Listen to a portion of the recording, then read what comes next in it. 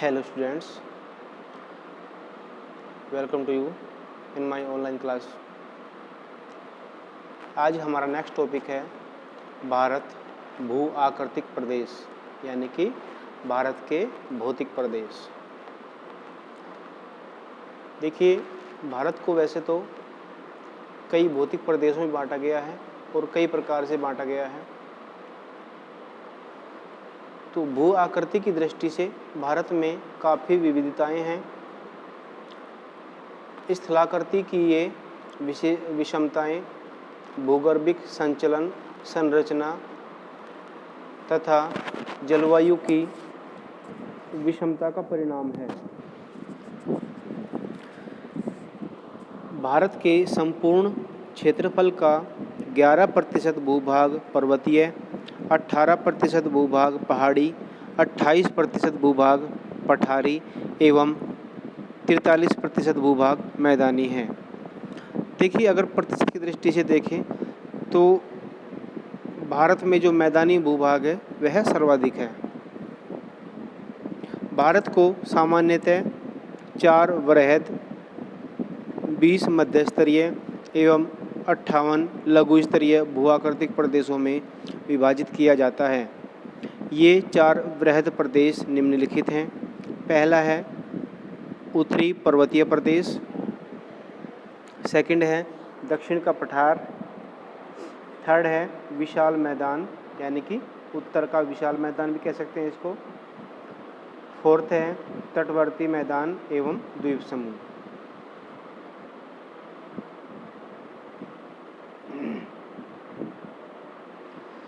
तो सबसे पहले चर्चा करते हैं हम उत्तरी पर्वतीय प्रदेश के विषय में। देखिए, ये नाम से ही विदित हो रहा है कि उत्तरी पर्वतीय प्रदेश भारत के उत्तरी भाग में अवस्थित है। उत्तर का पर्वतीय प्रदेश भारत में लगभग 5 लाख वर्ग किलोमीटर क्षेत्र में फैला हुआ है।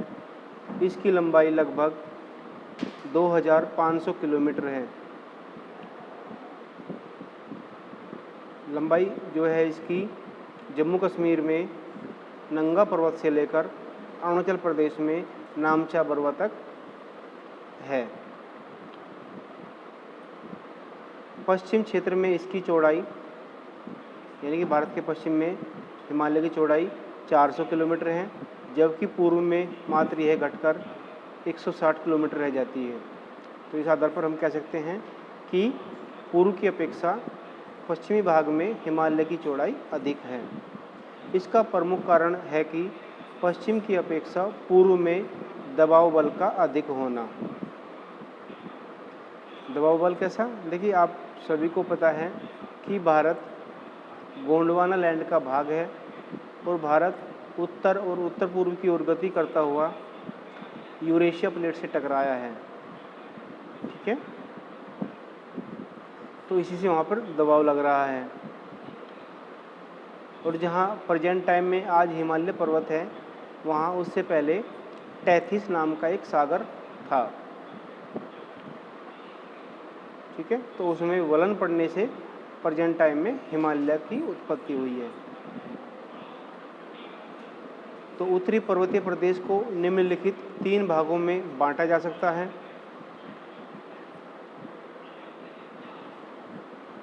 ठीक है, पहला है हिमालय पर्वत श्रेणी, सेकंड है ट्रांस हिमालय, या इसको कह सकते हैं हिमालय का पार हिमालय। हिमालय के उस पार का भाग जो है वो ट्रांस हिमालय कहलाता है। और थर्ड है पूर्वांचल की पहाड़ियाँ। देखिए, सबसे पहले भारत को 4 भौतिक प्रदेशों में बांटा गया है। उत्तरी पर्वतीय प्रदेश, सेकंड है उत्तर का विशाल मैदान, थर्ड है दक्षिण का पठार और फोर्थ है तटीय मैदान एवं द्वीप समूह। तो जो पहला पॉइंट है आपका उत्तरी पर्वतीय प्रदेश, उसके पुनः 3 भाग हैं, या उसको पुनः 3 भागों में बांटा गया है। हिमालय पर्वत श्रेणी, ट्रांस हिमालय और पूर्वांचल की पहाड़ियाँ। तो इसमें पहला पॉइंट है हिमालय पर्वत श्रेणी। इसके अंतर्गत 3 प्रमुख श्रेणियां हैं। तो हिमालय जो पर्वत श्रेणी है उसको पुनः 3 भागों में बांटा गया है।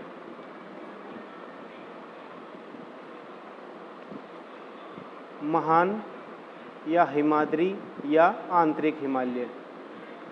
देखिए जो हिमालय का वर्गीकरण किया गया है 3 भागों में, सबसे पहले नंबर पे आता है महान हिमालय।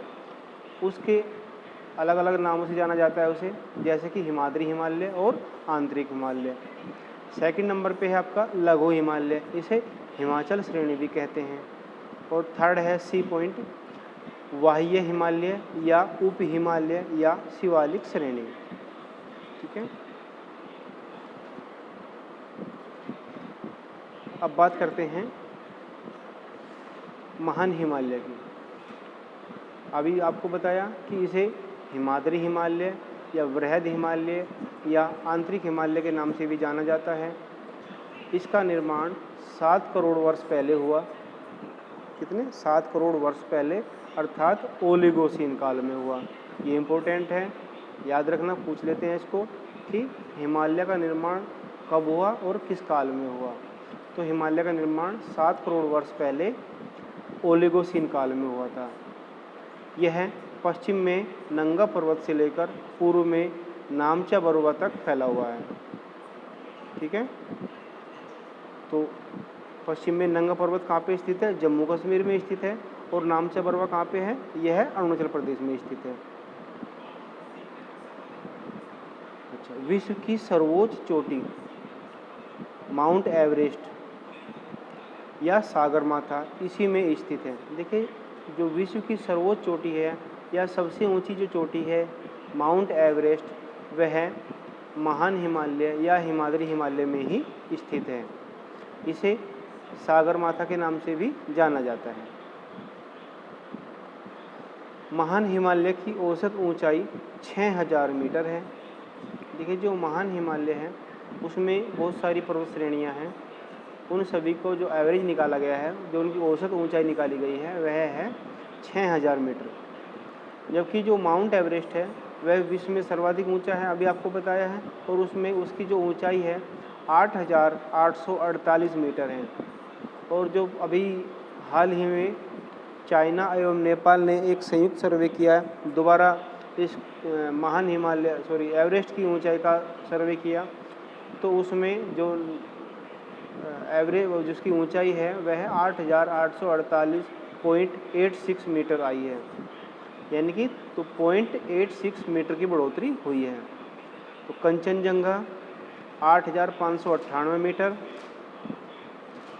देखिए जो कंचनजंगा है यह कह सकते हैं कि स्वतंत्र भारत की सर्वोच्च चोटी है। कितनी है? 8598 metre.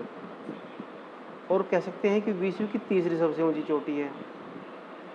Makalu 8481 metre, Dhaulagiri 8172 metre, नंगा पर्वत 8126 मीटर, नंदा देवी 7817 मीटर। देखिए उत्तराखंड की जो चोटी है, सर्वोच्च चोटी कह सकते हैं इसको, नंदा देवी, बहुत ही फेमस है। तो उसकी ऊंचाई पूछ लेता है, तो उसकी ऊंचाई कितनी है? 7817 मीटर। नामचा बरुआ अभी आपको बताया कि पूर्वांचल में स्थित है, ये अरुणाचल प्रदेश में 7756 मीटर। आदि इसके कुछ महत्वपूर्ण शिखर हैं। महान हिमालय के कुछ महत्वपूर्ण दर्रे निम्नलिखित हैं। सबसे पहले तो दर्रे किसे कहते हैं? देखिए जब किसी पर्वतीय चोटी को नदी काटकर 2 भागों में बांट देती है और वहाँ पे आने जाने के लिए एक मार्ग बन जाता है, तो उसे दर्रा या कोल या पास या गैप कहते हैं। ठीक है, याद रखना, दर्रा, कोल, गैप या पास। तो यह क्या है? पर्वतों के बीच में आने जाने के लिए एक मार्ग होता है जिसे दर्रा कहते हैं। तो ऐसे यहाँ पे कुछ फेमस दर्रे हैं, जैसे कि बुर्जिल एवं जोजिला दर्रा, यह जम्मू कश्मीर में स्थित है। शिव किला और बारालाचाला हिमाचल प्रदेश में। देखिए जी यहाँ पे ला शब्द लिखा है, ला का मतलब भी यहाँ दर्रा ही होता है, बारालाचा दर्रा। लिपू लेक, माना एवं नीति दर्रा उत्तराखंड में स्थित हैं। नाथुला, जेलेबला सिक्किम में स्थित हैं। बोमडिला, दीफू ये अरुणाचल प्रदेश में स्थित हैं।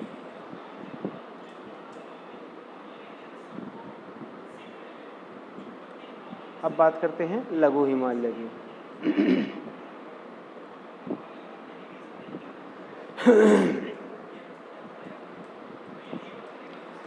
इसे हिमाचल हिमालय या निम्न हिमालय या मध्य हिमालय भी कहते हैं।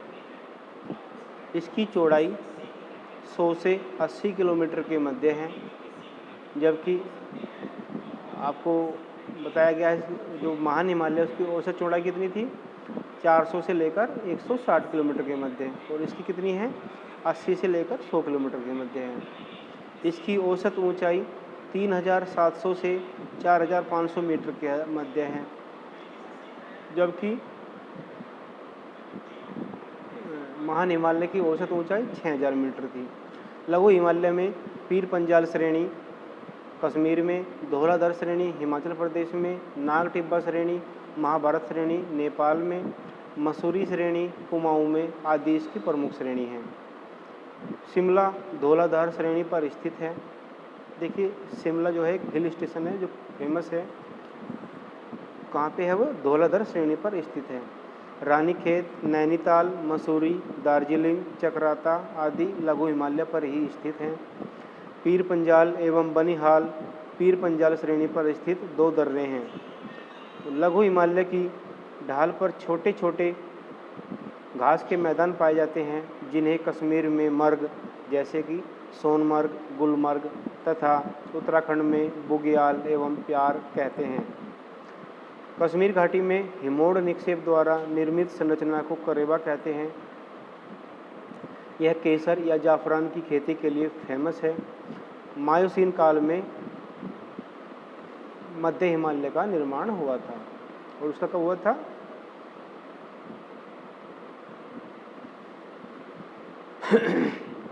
आगे बढ़ते हैं। शिवालिक श्रेणी, इसे उप हिमालय या वाह्य हिमालय भी कहते हैं। यह हिमालय की सबसे बाहरी एवं सबसे नवीनतम पर्वत श्रेणी है। यह श्रेणी पंजाब में पोटवार बेसिन से प्रारंभ होकर पूर्व में कोसी नदी तक अर्थात 87 डिग्री पूर्वी देशांतर तक फैली हुई है। यह 15 से 30 किलोमीटर चौड़ी है। इसकी औसत ऊंचाई 600 से 1500 मीटर है, जबकि मध्य हिमालय कितनी थी, 3700 से लेकर 4500 मीटर। इसका निर्माण प्लायोसीन काल में हुआ था। तो जो महान हिमालय था उसका ओलिगोसीन काल में, मध्य हिमालय का मायोसीन काल में, और शिवालिक हिमालय का प्लायोसीन काल में निर्माण हुआ है।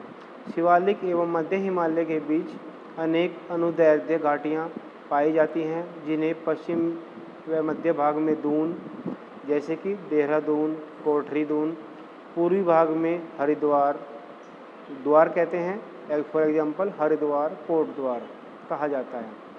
शिवालिक को जम्मू में जम्मू पहाड़ी, अरुणाचल प्रदेश में डफला, मेरी एवं मिसमी पहाड़ियाँ कहा जाता है। तो आज के लिए बस इतना ही। आई होप सभी की समझ में आ गया होगा। That's all.